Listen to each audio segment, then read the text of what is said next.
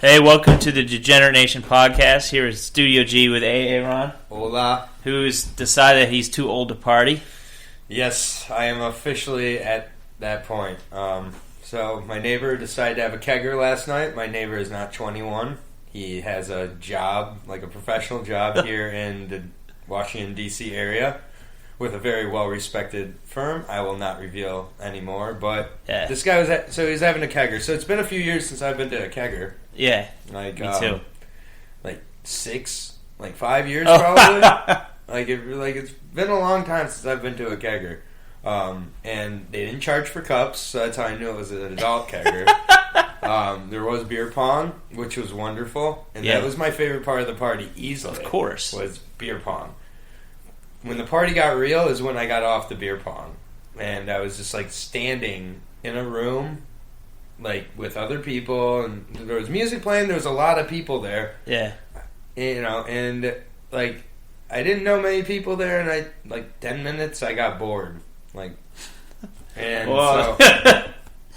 sorry I couldn't make it. I basically almost fell asleep at 8 o'clock. Yeah, I almost did too when I was at a party.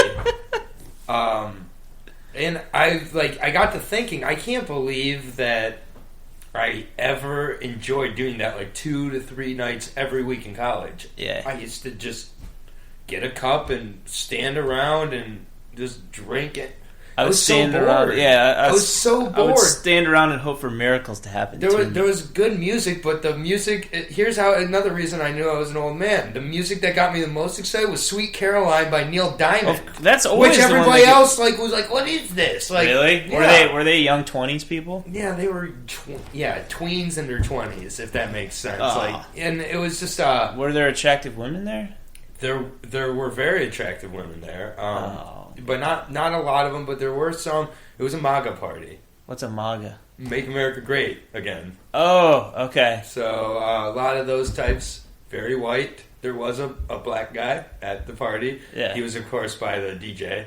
Of course, the whole night. No joke. My friend took a Snapchat. She's also black, and she said, when you're the only black person at the party, and she goes through showing all these white people, and then goes to the dude getting down on the DJ set.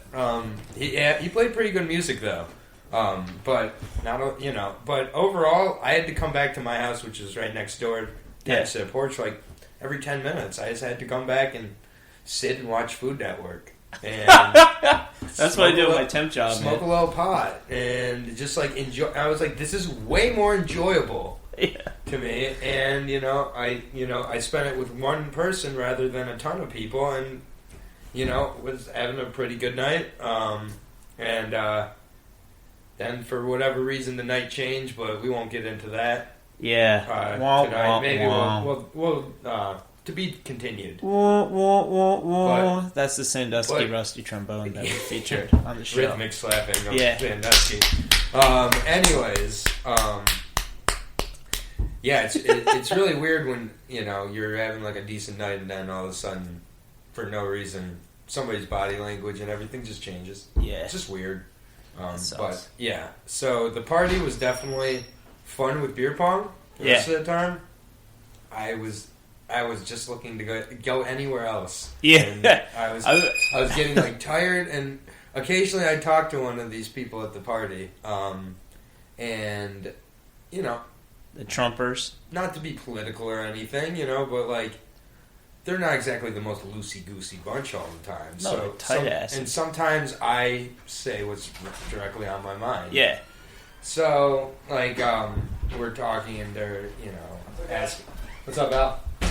Al, the other resident of G Street, just entered. He has some Purple Haze and Bud Light Lime, 2 new beverages for him. One time, I was harboring a cat for a few weeks, and the first couple days I had her, she shit in Bud Light Lime box. I didn't have a fucking the shitter for the cat, so I just put a Bud Light Lime box and put kitty litter in it. My roommate's kitty litter. She loved that thing, man. Just go through and... What was the cat's name? It didn't have a name at the time, but I gave it to my cousin, and so the cat's name is Coco. Coco? Yeah, it's a cute cat. She's a cute cat. Yeah? Yeah, and so she shat in a Bud Light Lime box, so You know, there's a precedence that's been set, Al. You can totally shit in a box. Yeah. Do you hold a certain do you associate Bud Light Lime with cat piss now? Yeah, cat shit. That's too bad. No, I loved it, man. If I still drank, I would definitely get down on some Bud Light Limes, 10 of them. Yeah, they're very easy beers to drink. I will say that. Yeah, they're delicious. Before my roommates, I didn't have much experience with Bud Light Lime. Yeah. But since then, or anal, right? Yeah. Exactly, gentle anal. Anal. I've had experience with other types. Romantic anal is the best, man. From what I hear. I'm done believing in romantic anal. I'm done. like candles on. You put the candles on. By the way, we're doing anal tonight. Use the wax as the lube. Yeah. Keeps your dick hard longer too. Burning makes the dick burn, makes the asshole burn. Have you ever had experience with candle wax on a chick? No. It's pretty weird. Oh, yeah? It's not exactly the worst thing in the world. Hot candle wax? Yeah, pouring candle wax on each other's bodies, stuff like that. That's pretty cool. If I had lighter fluid. Go on. Lighter fluid and a Bic. With the chick? Yeah. A guy was there, too, in the corner. It was weird, though. He was cleaning out the fish tank, but of all the times to be coming in to clean out a fish tank. Kind of like Deuce Bigelow. Yeah. So he was just there, and neither of us wanted to be rude. So yeah. Well, that's just wonderful. Oh yeah. So what's new with you, Andy? What else is new with you? I finished my book.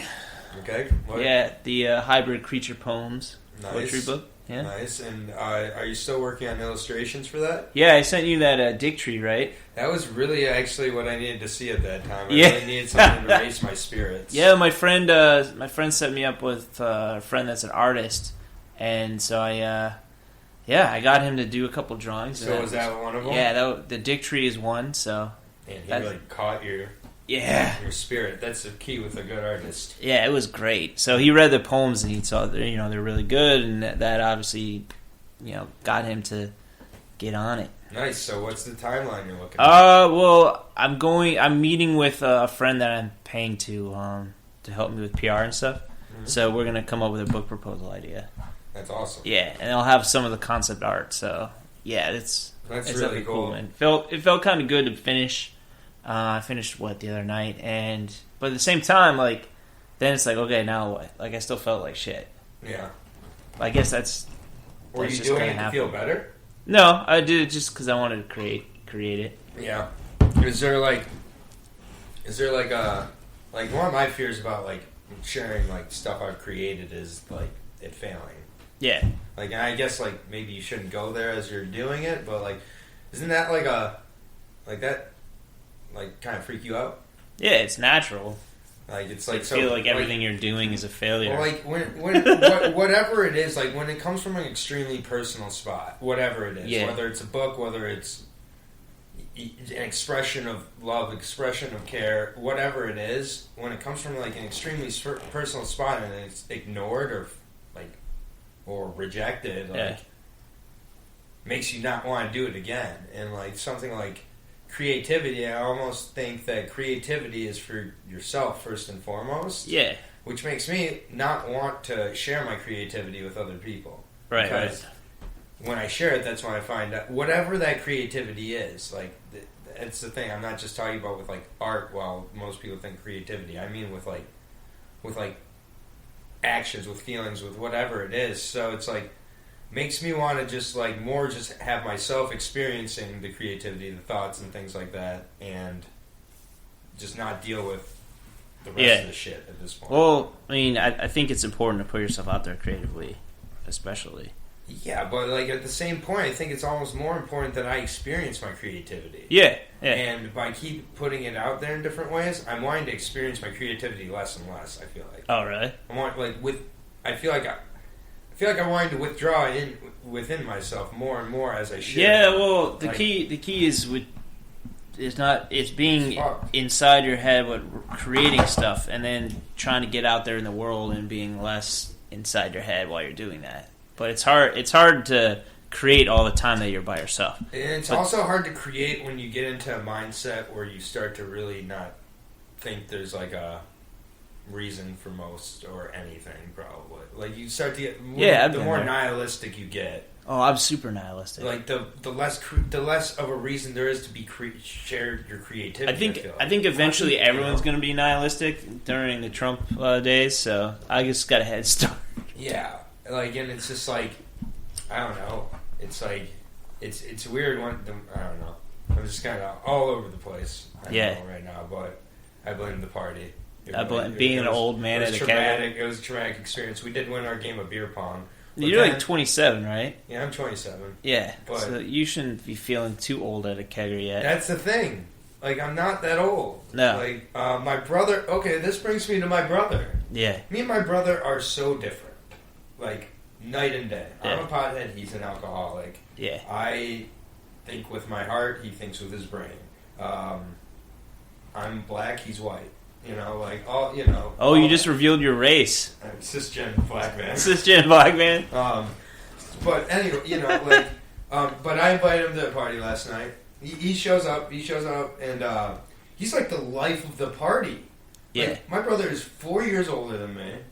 Like, yeah. You know, and, you know, like, he is, like, out on the dance floor dancing, or out in the living room dancing with everyone. Yeah. Sorry, I see how out of the moment I am at the party. Yeah. I can't even call the living room the dance floor. I can't get lost in He's the in the living room. The living room. Oh, we're standing in our living room. He's staining the carpet. Oh, the carpet. There were so many stains on the carpet, and I'm not even a clean guy. Yeah. But damn, it was just a mess. It smelled like beer in the morning everywhere. It was cold. Oh yeah, that shit. It was just ridiculous. Gross. They broke the tub, so they had to pay $25 deposit fee. I would be so mad. I had nothing to do with it. They broke the tub. Yeah, but where was I? So my brother, the life of the party. My brother did not have the 10-minute limit thing. Yeah. My brother, after 10 minutes, wanted to be there longer, and he had no problem. He knew no one there. Yeah. And, like, he just, you know, was getting people to do keg stands and all this stuff, having a great time, got wasted, no problem, was over there the whole time, never played beer pong, like, he's in his element. You just described my former self. Yeah, he's just completely in his element. I used to have an ability to take over a party. Yeah, I can see that. Yeah. I can definitely see that. Yeah, he was definitely living La Vida Loca, as they say. La Loca. Yeah, so, but it actually made me really happy because, like, he's really, he's, you know, he's been having a rough time lately. In some ways, I mean, everybody's had his rough times, so. Yeah. Like, I realize, but, you know, it's just good to see him happy because he doesn't express his happiness that easily, so when he's actually happy, I know he is, so. Yeah. And, like, earlier this week, we worked out some stuff that had been kind of over our heads for a while, so that was good. But, yeah, just, I don't know, just a long week overall. Well, yeah, I would probably feel like the old guy at a party, too.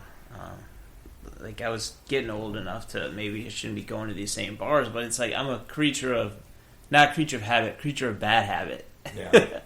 You know, do the same shit over and over again. That's not necessarily that healthy. But I haven't really been a drinker for like 2 years, and I'm still getting used to that, man. How much socially has, like, what has that been like? Because it's got to be just like completely. Yeah, it can be crippling. Go ahead. Yeah, it's actually rather crippling because prior to being like a party boy and being really into sports, I didn't really know anybody. Like, I didn't have a lot of friends except because of those two things. Right. And, you know, for you, for example, I wouldn't have met you unless I was, like, still trying to put myself out there watching sports and everything like that. And so when I lose some of the things I'm into, like partying and being a real big sports fanatic, all of a sudden I'm just, like, scrambling, basically, to, it's like I'm treading water. Because, like, when I would have looked forward to that party all week, basically.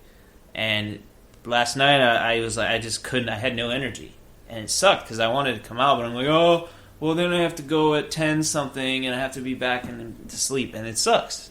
Like, I mean, if you're out there and you're struggling with not drinking anymore, like, understand that it sucks, but maybe it won't always suck. Yeah, and you know, you really learn who's there for you. You really learn who likes you for you. Yeah. You know, and it's like, that's really, you know, painful, but, like, it's also, like, you do know the people who are still there for you are there for you, at least. Yeah. It's like, yeah, but it definitely I think it's one of those things that keeps a lot of people from having the courage to do it, is that if I get rid of this, who am I, what am I, and what do I do? Yeah. And, you know, it's just like, you know, my brother, for however many years, you know, I think has probably had to look at the same type of issue, and he won't, and I can understand it. I mean, he functions, you know, so, but, yeah, it's just, you know, it's a weird thing when you really learn what people are there for you, and I can only talk from my experience, but it doesn't feel like a lot of people, and there's points where I'm okay with that, and there's points where I get really not okay with that. Yeah, I'm usually not okay with it, especially the inverse of them not being there for you is like when you're there for everybody, because that's the type of person I usually am. Not all the time, but most of the time, that's the type of person I want to be.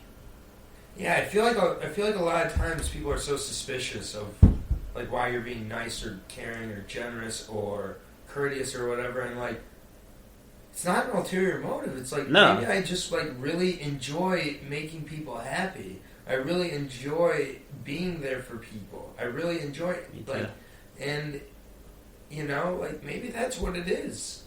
You know, maybe it's just that. Maybe it's like I like surprising somebody with something they weren't asking for, but I know they wanted, or they like a blowjob. Right. I like surprising my friends with blowjobs. Who doesn't? Like, the world needs more of us that are willing to. Yeah, and we're willing to do it. Every time I surprise one of my friends with a goddamn blowjob, I get the same reaction. I'm not gay, dude. Yeah. Like, well, why'd you tell either? I'm just trying to be nice. Well, you told me after I was done. Oh, God. You knew as soon as you felt the chipped tooth. You knew it was me. Yeah. Well, you closing your eyes doesn't make it not gay. Yeah. And being not cool with it afterwards doesn't either. Yeah, it's borderline hate crime. It just makes me feel bad. It makes me question my BJ skills. Like, what was wrong with them? It's not that I'm not gay. It's just, you know, your technique was awful. Too much teeth?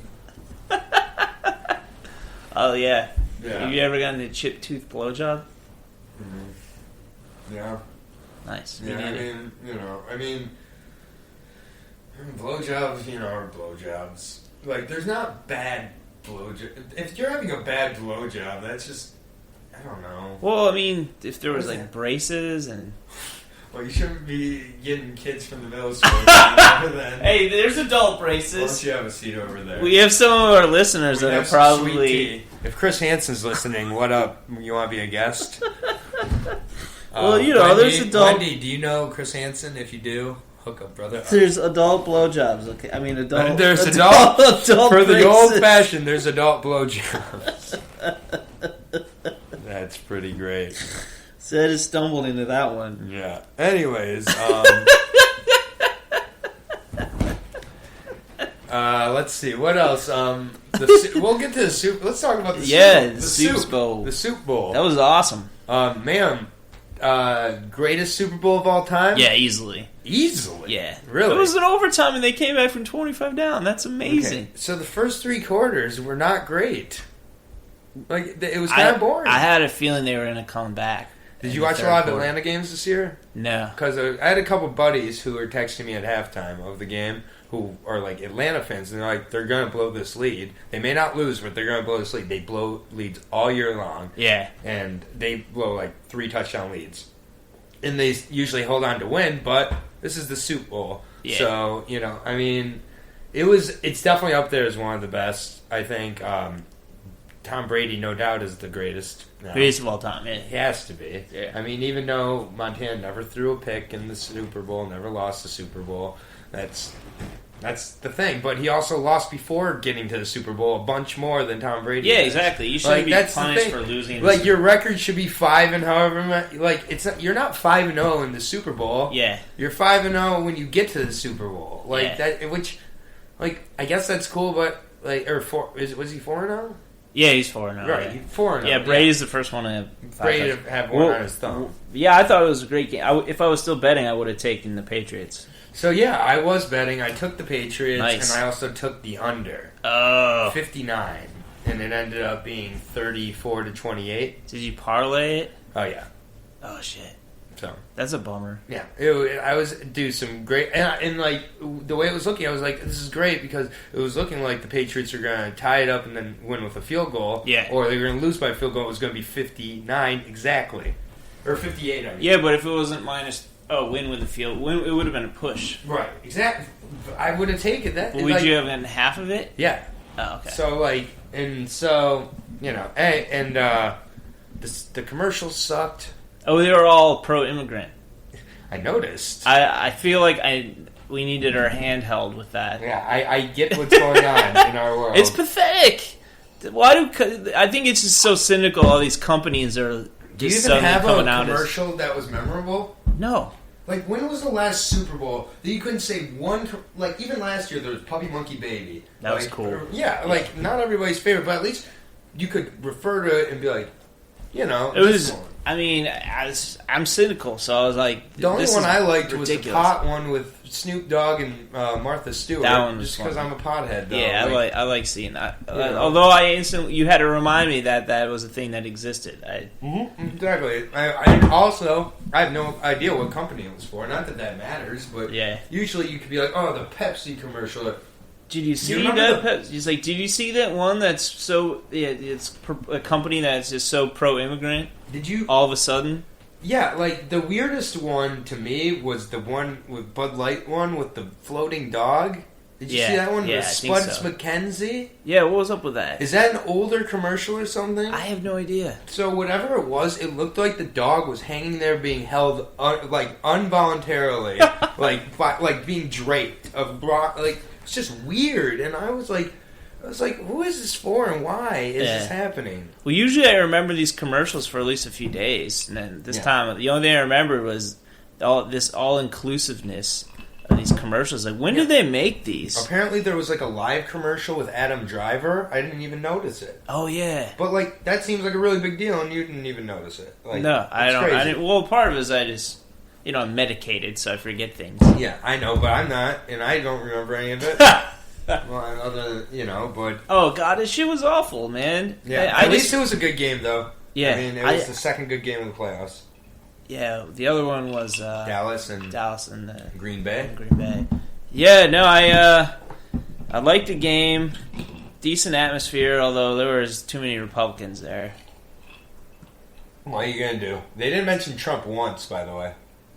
Oh, in the game? The broadcast, they didn't mention him once. Yeah, that's good. Which is weird. It's good, though. Yeah, it's fine. No, it's just like they were like hating on Gaga, and I was like, this is fucking amazing. Yeah, I thought I'm not even a Lady Gaga fan at all.